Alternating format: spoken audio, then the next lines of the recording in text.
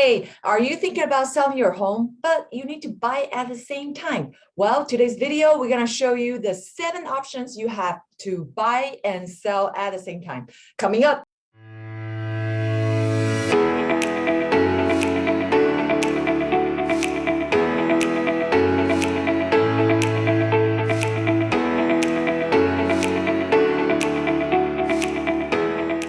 Hi, I'm Regina Chen. I'm your local real estate agent right here in Irvine, California. Today, we're going to talk about, as homeowners, I'm sure you already hear this over and over, that everybody telling you the home prices are high, it's a good time to sell. You know that, but your problem is, what do I do after I sell?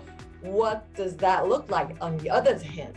On the buying side? Well, today we're going to offer 7 options for you to buy and sell at the same time. Let's jump right in. Well, out of all these 7 options, each has its pros and cons, and it depends on the family situation. But let's start with the number 1, probably is well known and it's pretty common for us to see, is buy a new construction home.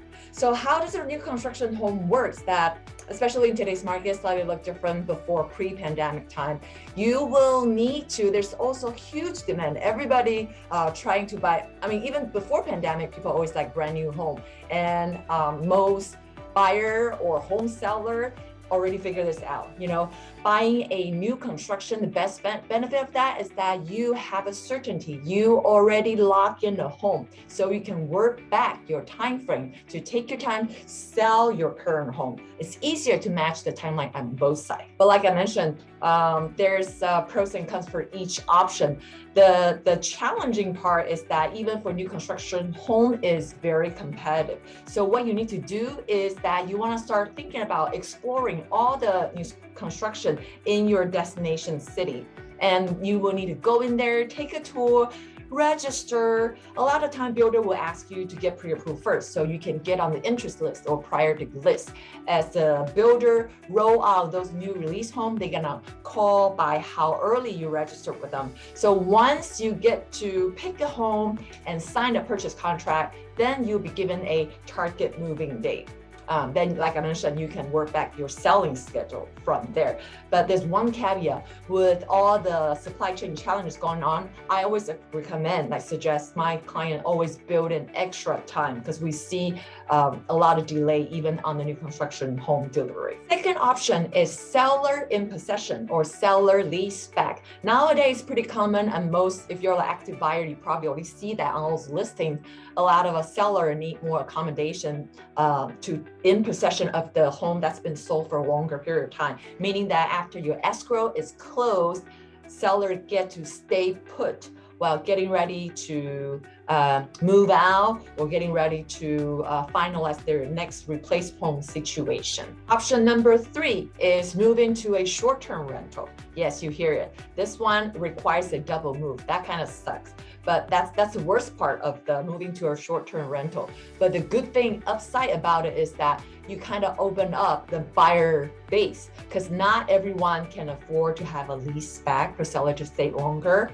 And another thing is that you have that certainty. You already get that sales proceed in your pocket. So when you go out to make an offer, no matter it's on resale home or even new construction home, that will give you will make you position you in a stronger way as a buyer. But for some buyer, they're hesitant to accept a contingent offer. But for others, might be a relief because you can use the extra time to getting ready for your next home, identify your replacement home. Option 5, explore a less competitive area or less competitive price segment. Let's just take Irvine as an example. There might be other adjacent cities that you'll be able to, honestly, nationwide is super hot. It's all relative, right? So we can consider the adjacent city. You will be easier to find your replacement property or looking at a different price segment. Instead of for example, bread and butter, lower first time home buyer price point, that's definitely very competitive. So that's our number 5. Focus on explore a less competitive area or price segment. Well, number 6, work out an extended closing time, meaning that as a seller, if you need more time, we can work out an agreeable time frame with the buyer, make the longer Closing longer than 30 days or 45 days, whatever number that is acceptable and work for both sides. Again, the objective is buy seller more time to transition into the new home or buy more time to identify buying or closing the next home. Option 7 is to use a bridge loan. Bridge loan is an option for buyers who have the financial ability to get approved to buy a new home before they sell their current home. And they have enough equity on the current home to be used as down payment. Not all bank or lender offer a bridge loan. So it's important to discuss the best option for you with a qualified loan officer. Buyer who uses options normally put their home on the market after they already had a contract to secure their new home.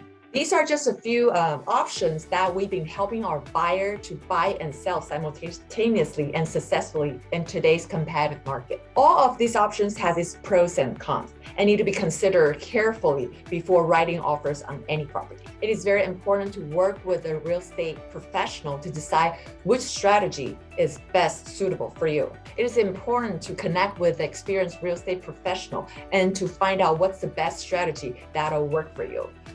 I'm Regina Chen in Irvine, California. I would love to connect with you, help you navigate through today's competitive market. I'll see you in the next video.